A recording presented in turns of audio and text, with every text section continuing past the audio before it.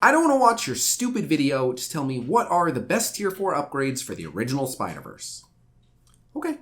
Number 1, Venom Special. Number 2, Venom Ultimate. Number 3, Green Goblin Ultimate. Number 4, Miles Morales Special. Number 5, Carnage Passive. Number 6, Spider-Man Passive. And number 7, Miles Morales Passive.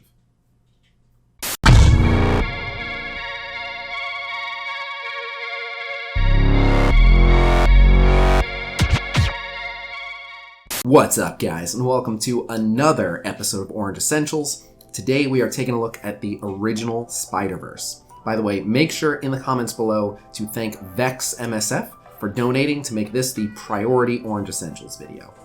So, having said that, we're going to talk about the Spider-Verse. A lot of people break up their Spider-Verse. They don't really understand their purpose or how they use them. So first I want to just explain a little bit why you would use this team, how they came about. So the first really synergy heavy team that FoxNext ever designed was Fury Shield, which of course required a legendary, which was very rare at that time, and they were incredibly powerful. And they were pretty much unchallenged in the game until FoxNext came out with a new legendary character, Magneto, and they made the Brotherhood, and while the Brotherhood excelled at many things, the number one thing the Brotherhood was good at, smashing the Fury Shield team. That was their whole purpose. However, a lot of people were struggling to fight the Fury Shield team because they weren't able to get Magneto, as with any new legendary on the first pass, very rare. So FoxNext actually decided to do something considerate of the people that can't always get the new legendary, and they made the original Spider-Verse with their main purpose being that they beat Fury Shield teams. However, they made an interesting decision here, a decision that I think they've kind of learned from at this point. But while Brotherhood was so effective against Fury Shield that a Brotherhood even much lower in power could beat a Fury Shield team, Spider-Verse was designed to be able to beat a Fury Shield team only when they're about the same power. So it didn't require any legendaries, and it made use of some common characters people already had, namely Spider-Man and at that time Venom as well. But yeah, ultimately they made that team able to punch across, and the thing is, when people are looking for counters, although it was a non-legendary way to beat the Fury Shield team, it required so much investment in that team, and they made the mistake of making Carnage really hard to get because we thought that Carnage was going to be really good, so it ended up also being like a really difficult team to power up sufficiently, whereas the Shield minions were all very available, so as long as you got Nick Fury, you had a really strong Fury Shield team without too much trouble. But that was their main purpose, and at even power, they do an excellent job of smashing the Fury Shield team. But, so they're an interesting team. They apply a lot of debuffs, they do a ton of damage, however, they just take a little bit to spin up. By the end of their turn 2, they can cripple almost enemy team. However, they're very vulnerable getting to the end of their second turn.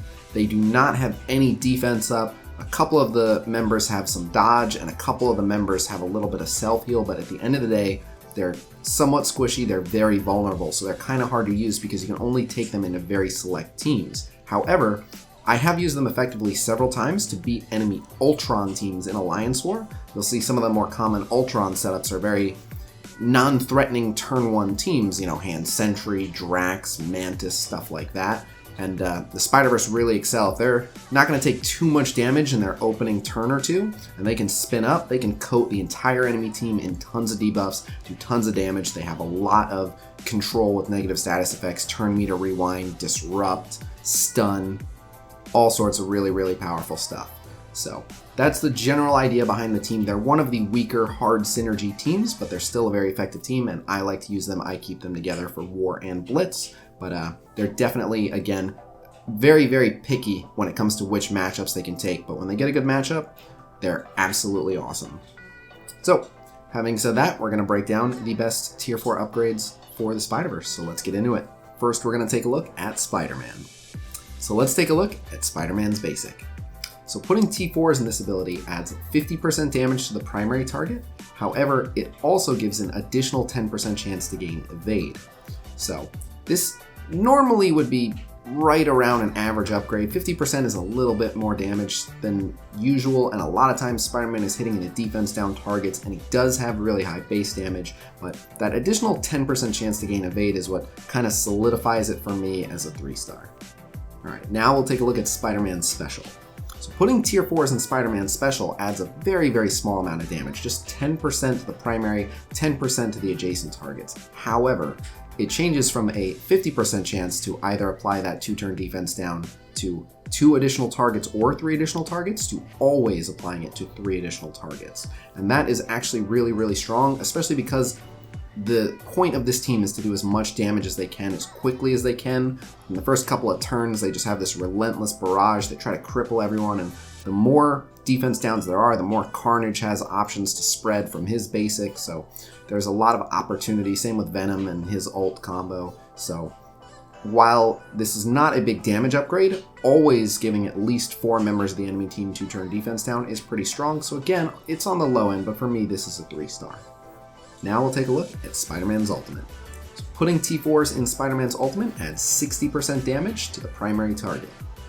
So again, this is the 3rd ability in a row for Spider-Man where it's just slightly above average. 60% on a single target nuke is fairly standard, but because of the way Spider-Man's combo works, you're almost always going to be using this into a defense down target. And in addition, Spider-Man's base damage is really, really high. So again, it's on the low end, but for me, this is a 3-star.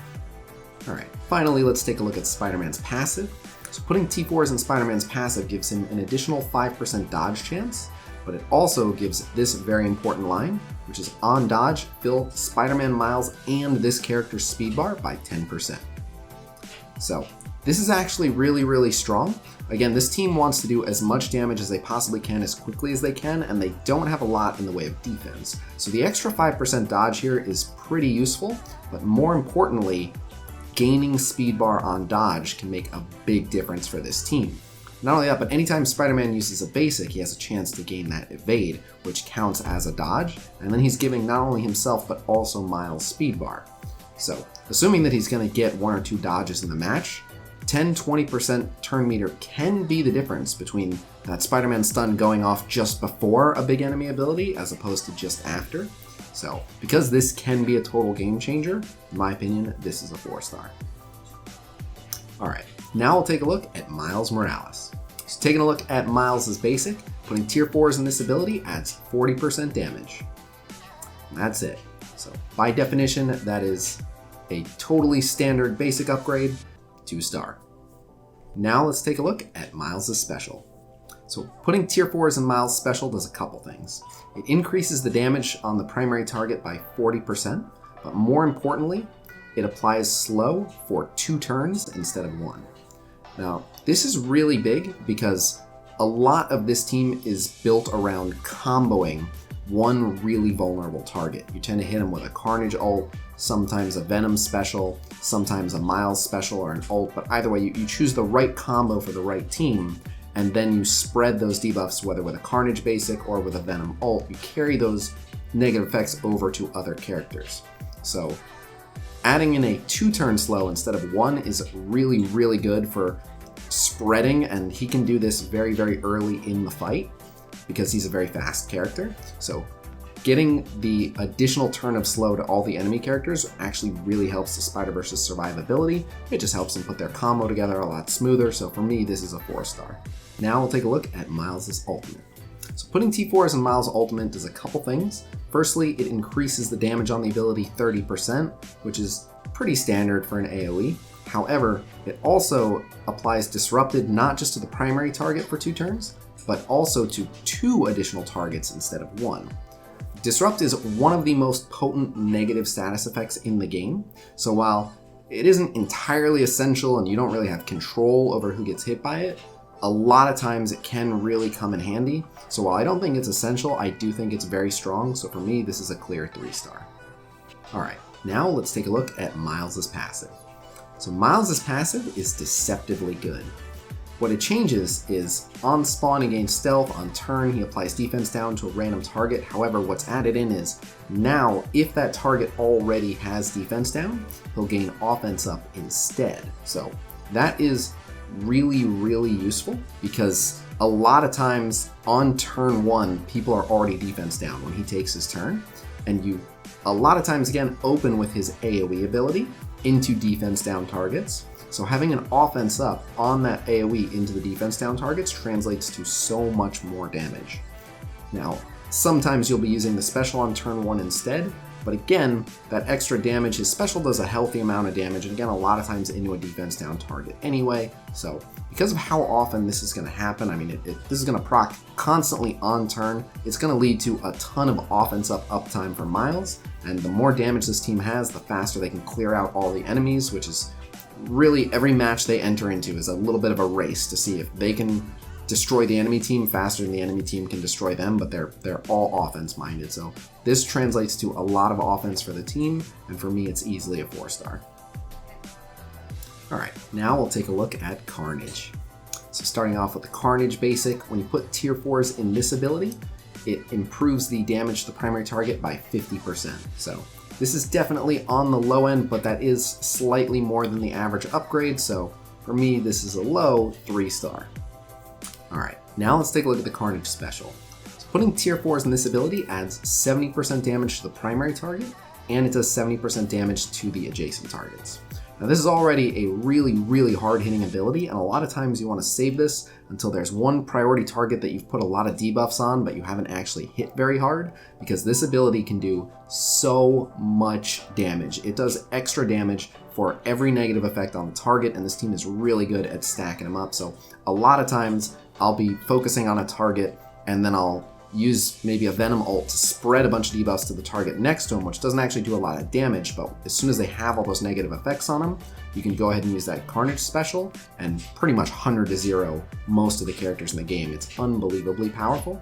That said, adding 70% damage is definitely good, and it makes it a more reliable one-shot, but it isn't a guarantee. It's not a completely insane amount of damage, so I do think it's strong. I don't think it's absolutely necessary, so for me, this is a 3-star. Alright, now we're going to take a look at the Carnage Ultimate. So putting tier 4s in this ability adds 80% damage to the primary target. So again, for a single target nuke, this is above average. This ability already does a ton of damage, but the main purpose of this ability is to put a lot of bleeds on the target. So it's still going to accomplish that and get a lot of bleeds on the target.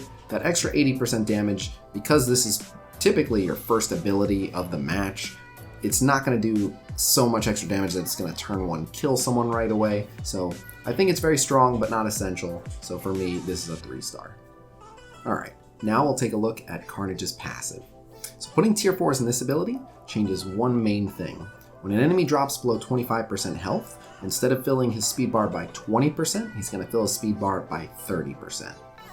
Now you'd be surprised how often this happens in your standard fight. I mean, obviously, against certain opponents, if there's only 5 of them, it's only going to happen up to 5 times. However, there are a good amount of characters that summon in the game, and this counts for summons as well. So in any match where you're dealing with summons, like for example with Ultron bots, or if you're on a raid node, something like that, this can actually equate to quite a few extra turns. And the Spider-Verse, again, they come on pretty strong, pretty early on. It takes them 1 to 2 turns to pretty much completely tie up the enemy team in debuffs and damage, and then they just kind of hope that that gets the job done. I mean, they have the Goblin ult to finally follow up, but for the most part, they're just trying to hopefully have the enemy already crippled and wear them down.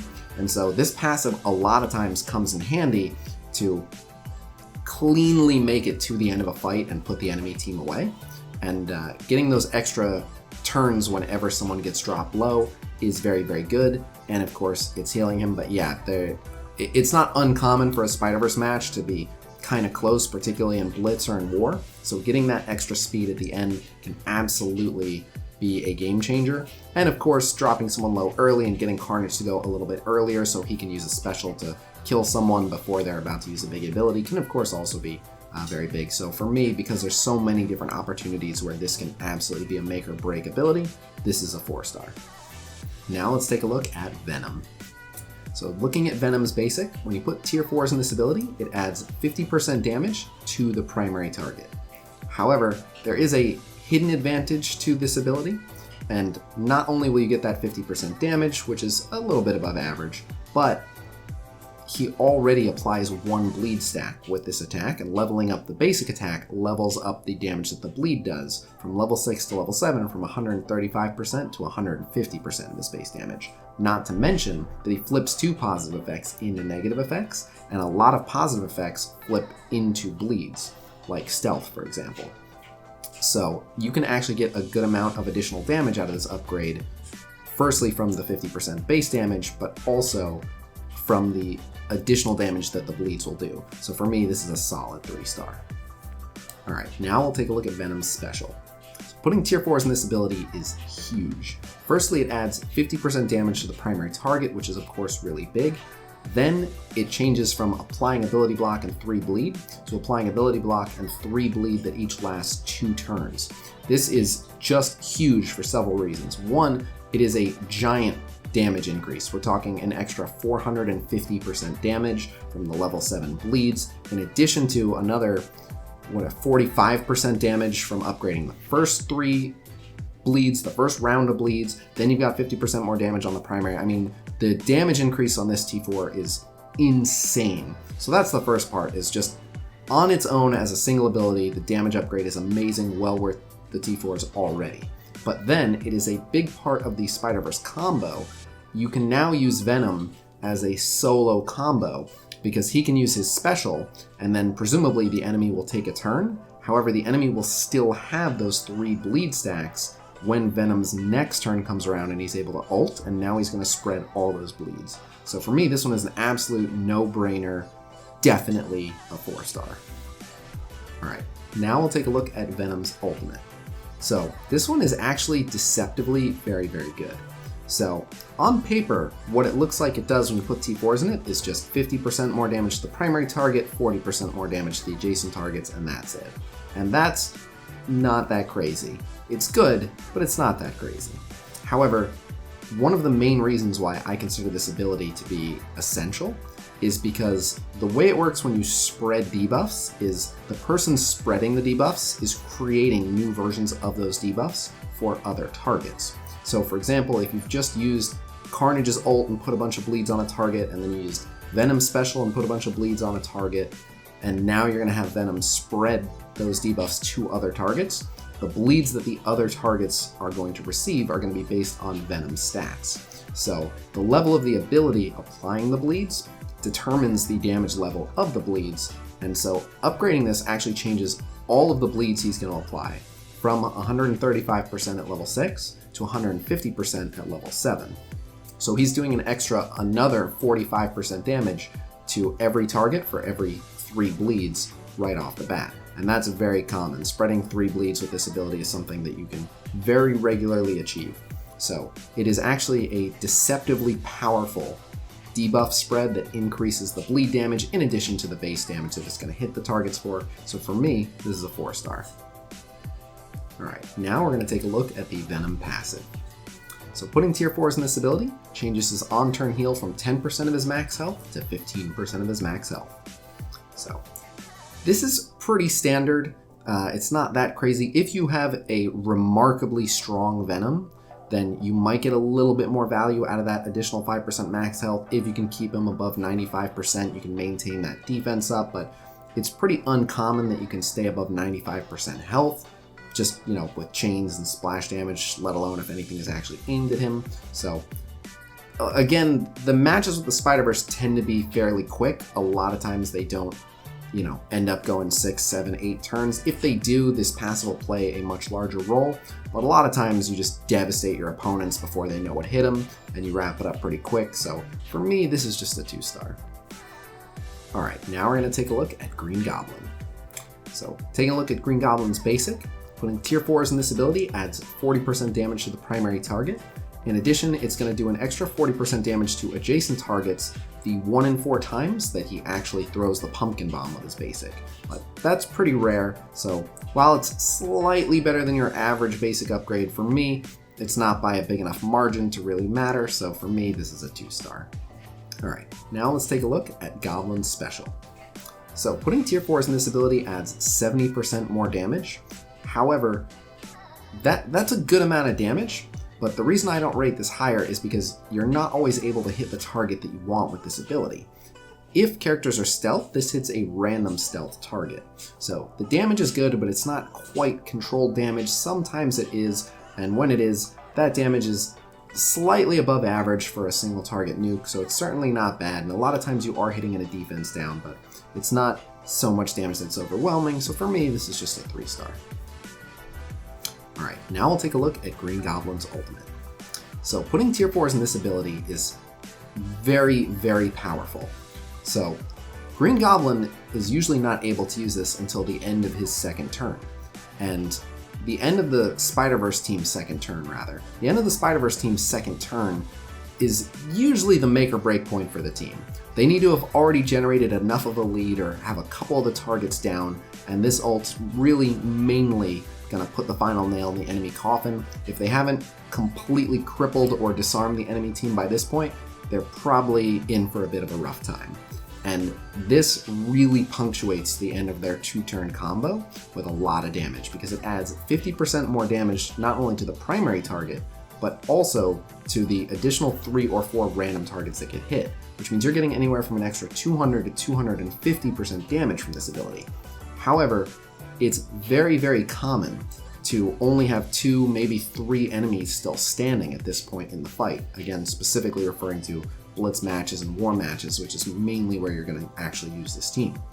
So this extra damage is huge when it's split between 2 or 3 targets. A lot of times you'll hit the first target and that'll knock them out, and then it'll just bounce between 2 targets. So doing an extra 200, 250% damage between a lot of times what's just 2 targets ends up being, an extra 100 and something % damage to each target. It's a lot of damage. It's very, very strong. So for me, this is a 4-star. And finally, let's take a look at Green Goblin's passive. So putting tier 4s in this ability gives Green Goblin an extra 10% max health. So don't get me wrong, that's good. It's certainly very strong. However, I don't consider it quite essential because in my experience, a lot of the fights that the Spider-Verse team tends to win or lose are very rarely decided by if Goblin just had a little bit more health, if that makes sense. Sometimes Green Goblin is focused out early and the rest of the team kind of has to fend for themselves, but I actually prefer that. I consider that kind of a win. If the enemy team is going to focus someone out, a lot of times I'm hoping it's Goblin. And again, if he has extra health, he might survive. Who knows? But 10% max health is not that much of a gain for Green Goblin. It's, maybe 15, 20,000 health depending. And so, it's not significant enough for me to call it essential, but I do think it's strong. So for me, it's 3 stars. All right, and finally, we're going to take a look at Kingpin. The main reason I've included Kingpin here is a lot of people try to use the Spider-Verse, but for some reason or another, they don't quite have one of the characters strong enough, and they're not sure how best to use the team. And Kingpin is kind of an all-purpose substitute. He really fits well on a lot of teams, but he does fit very well in Spider-Verse because he shores up a lot of their weakness, which is their lack of defense. Although he goes at the end, so they're still a bit vulnerable. As long as Kingpin is able to reach his first turn, he'll give them 2 turns of defense up each, which makes them unbelievably safe. And then he's also going to give a round of offense ups to everyone. And this is going to be right before a lot of big abilities. It's going to be before a Carnage special, which is going to just absolutely annihilate. It's going to be before the Spider-Man ultimate, which is going to annihilate. It's going to be before the Goblin ultimate, which is going to annihilate. They just have so many really big turn 2 abilities. It's going to make the bleeds on the Venom spread do more. So it doesn't matter who you replace with Kingpin. If you have to make a replacement, Kingpin fits really, really well into this team. Not to mention he's going to call a lot of villain assists, and if the person that you're replacing is either normal Spider-Man or Spider-Man Miles because you have them on a brawler team or something else, then you're going to have not only Kingpin, but Venom and Carnage and Green Goblin, who are all villains, so you're going to get that villain synergy for all the assists, so it can be really, really strong. So, having said that, let's take a look at Kingpin. Alright, so first we'll take a look at Kingpin's basic.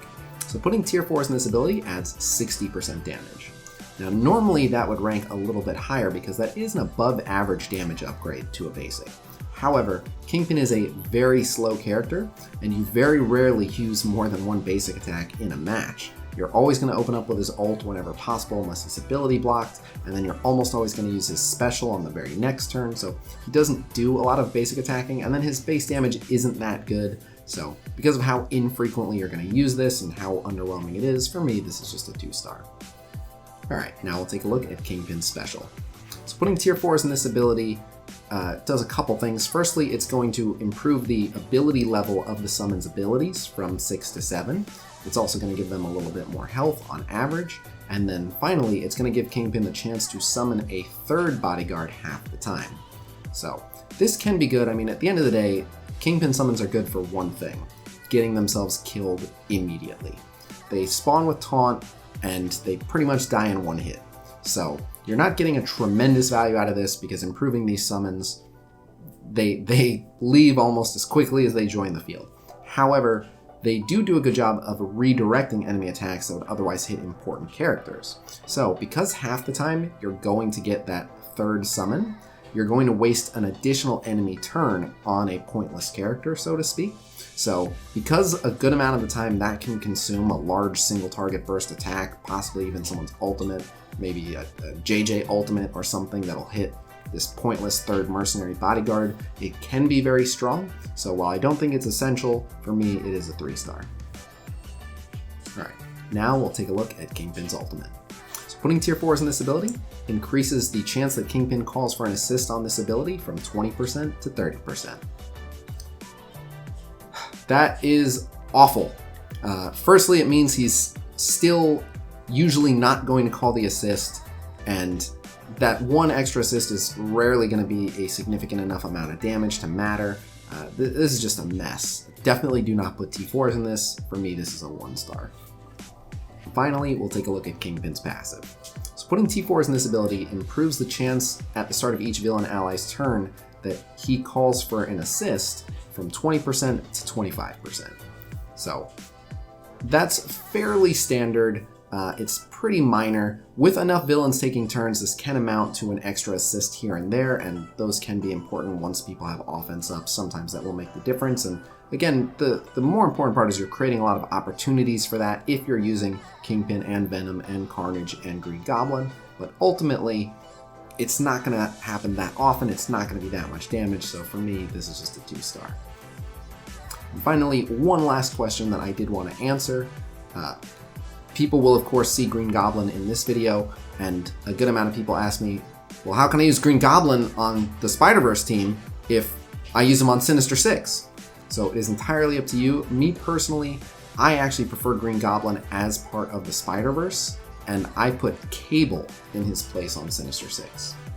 And if you are confused by that, you want to know why, I actually already did an Orange Essentials on the Sinister Six that you can go check out, where I explain why I like Cable on the team in place of Goblin. But yeah, I tend to keep Goblin on this team, but you are also welcome to put Goblin on Sinister Six and put Kingpin on Spider-Verse, or someone else if you don't have a home for Hela or Scarlet Witch or someone like that. You're welcome to include them on Spider-Verse as well.